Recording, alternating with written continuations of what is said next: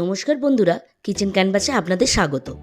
এই গরমে বাচ্চা থেকে বড় সকলের পছন্দ ঠান্ডা ঠান্ডা কুলফি, লাস্সি, আইসক্রিম কিংবা শরবত। তাই আজ করে দেখাবো ঘরে থাকা উপকরণ দিয়ে মাত্র 5 মিনিটের মধ্যে বাচ্চা থেকে বড় সকলের প্রিয় ঠান্ডা ঠান্ডা ম্যাঙ্গো শেক। তাহলে রেসিপিটা শুরু করি।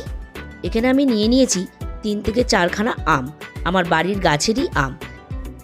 মিডিয়াম সাইজের 3খানা আম আমি স্লাইস করে কেটে নেব।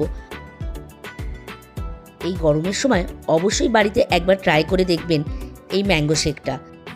আর আপনাদের কেমন লেগেছে আমাকে অবশ্যই কমেন্ট বক্সে জানাতে ভুলবেন না। আর যদি ভালো লেগে থাকে তাহলে একটি লাইক করে দেবেন। আর নতুন বন্ধু যদি হন তাহলে চ্যানেলটিকে সাবস্ক্রাইব করে বেল আইকনটিতে ক্লিক করে দেবেন। আম আমাদের কাটা হয়ে গেছে।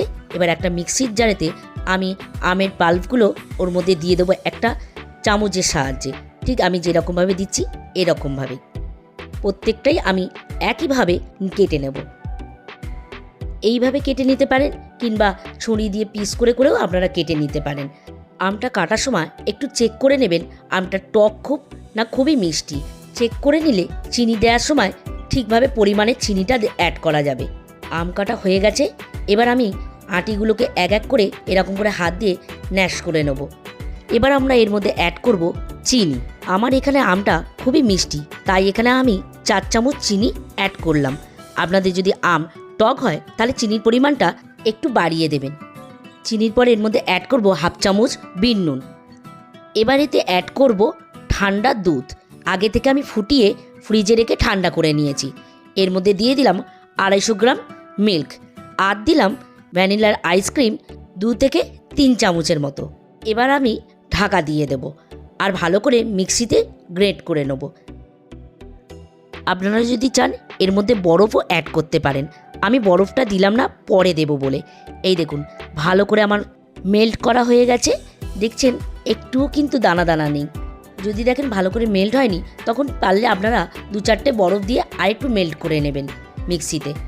এবার আমি কাঁচের গ্লাস নিয়ে তার মধ্যে বরফের কিউবগুলো দিয়ে দিলাম। এখানে আমি 4-5টা করে কিউব দিয়েছি বরফের। এবার আমি এর মধ্যে দিয়ে দেবো মিল্কশেকটা। দেখুন একদম ফাইন মিল্কশেক। এরকমভাবে আমি 3 গ্লাস তৈরি করেছি। 250 দুধেতে আমার 3 গ্লাস হয়েছে। আপনারা যদি আরও বেশি বানাতে চান তাহলে পরিমাণটা আরেকটু বাড়িয়ে দেবেন। ম্যাঙ্গো শেকটা দেওয়ার পরে এর মধ্যে আমি অ্যাড করব ভ্যানিলা আইসক্রিম। ওপর থেকে আমি 1 চামচ করে ভ্যানিলা আইসক্রিম দিয়ে দিলাম। ভ্যানিলা আইসক্রিম আপনারা দিতেও পারেন, নাও দিতে পারেন।